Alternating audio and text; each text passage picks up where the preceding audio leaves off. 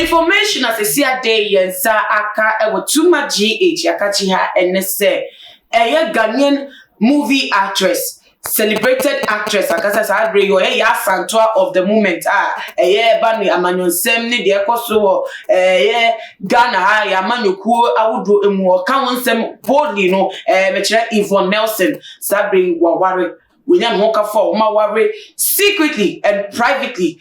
say enye asem ketwa na ensem we kwa refa so beto abonten no ebusafo information minister say a new position we nya edusafo ana formally no we face of Adonko Bitters wono enedi betu dia na as to how no hu ye anu oti mu nsem de ebusafo ye dia de so no ye nim say anu we free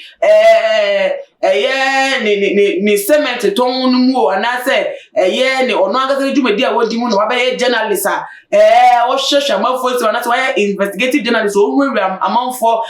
fie ebisebisa sempen manfo esemeto dey say moyisha nsem krampo no an wodi mu nkyere mu ba ponte ena say desi ade wodi Yvonne Nelson dey so abano na amafo ehu eduro mu atese wo mu dwo wa wo enti ase na according to edusafo Yvonne Nelson nsem na wawe wonsem no de betu dwa ewo ni Instagram page say wotro edi egu ase say congratulations odo, I love you, privacy win, happy married life. Na no na say ade ABS speculation dey betu dwa say Yvonne Nelson wetimi aware secretly na so for yeto ensem no so me ka mo say edumako bi so ye say boy ma ye di dwude ebremo wo charge herbal center ye be bi wo so emfa ho ebe dodo a edi ewo so how wo dia bro pepe so akoduru ewo ni peduemu sabre wo charge say fan krai enso mo say senate bia no metimi aboa enu nti bomodi ane phone numbers na echegu ewa say ya krankro unipedua emu wonti nka bia nya papa bia na say woni wona mani krampo no sawansa obi abegu ho a wonte ase hu bi kan udi esi abetimi ade asumomo no mepo na won so wetimi esi akomode ekwan so abobra wokoya wo pe eso nti senate bia for numbers no ne from ana say chire no so obetimi apomati akwan ewo dansuman akra ha ana say tamale eno no northern region mo aso okọ bia ommepo na won so wetimi enya komode na yeta aba Yvonne Nelson the latest revelation do safo ade abeto aponte ade afa no amanfo do no say eye wanwa wo mutimi enyi ne say Yvonne Nelson no oye bold personality at say nipa do no nim for the boldness and say no fifa ennyama do say enye ne nyamba bia oye bia ene da aponte obia enim wonsem but say wo ware pa Ghana ya nte wonsem ni boyfriend wo date intimate wonsem dey na say eye wanwa because ye nim Yvonne Nelson from a time in Mura Adam Besto company na yenim no I say mrantia wonu omo enya enkita wodi o wade to mo wo hwe Nigeria na okakọ pa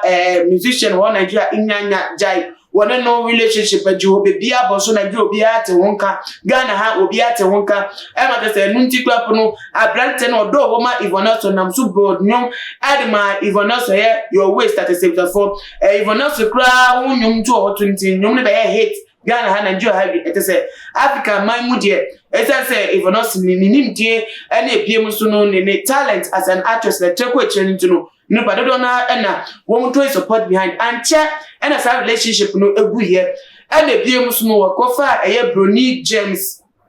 Ryan papa James to say ebusafo wo mo sha se kama on fire funu pictures there na ye bi pa ewo aponte so at say utim say na bibia ekosu ya Yvonne Nelson me na don so na sundue kwan so at say wo ne doba abaywa Ryan kama afko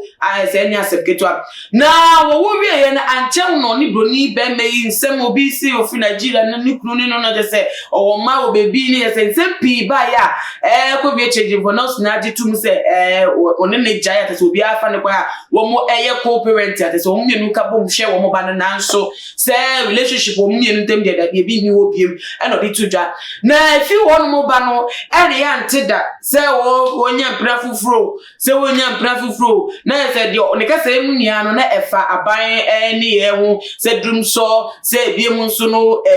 memu enko ye economy aye ba say bebu no ebre okaka ka won say ma idra kra osaba pontin be ka won say nia nti na say won wa pa say Yvonne Nelson na mu no aka say no si fatene ne past relationship it me hu nsem niana abedi say person we not say wetin take lesson say most of relationships say ye know intimate man ko be gie no na wetin me date secretly am relationship na ko do pepper so say ya awade say ka say do say for nsem ne no kre ya awade awoti be awade a Ghana for ye ntimi ante won say me hu pictures ne young celebrities form to say Majid Michelle ye na dia boy remove ntimi afa hu fo ne meta bontina say atimi akokuma sa no I do so far we do so far ye nim no ho ka wan say no na mama for say e betima say no kre and I say enye no kre but then ye mo no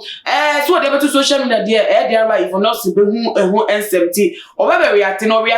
na o confirm dia na buza for na say e do so far me sempa waka no kre na wan react so dia na say betima ba say no kre enye no kre because dey ka kwe dey do so far ye hu relation bia woni Yvonne Nelson wo I no ntiro betima nya akonya so wa be ka Yvonne Nelson won sem e dey beto da say no dey eye Moisha won sem e dey beto da ni relationship bia woni Yvonne Nelson no na ma no aye either say e rekre anase nya rekre na ne bia mu no se me dia beso yi wo so wadin trefa won ene say bo mo dia ne fatwa e comment section ne bia mu no share video way on all the social media platforms follow TumaGH on Instagram Twitter so at TumaGH _ Facebook TumaGH and I'm also enemy be den sem no esi na me yatuma be dey share pim bo mo dia ne subscribe say na ne dey can share your channel makra mu nia bye.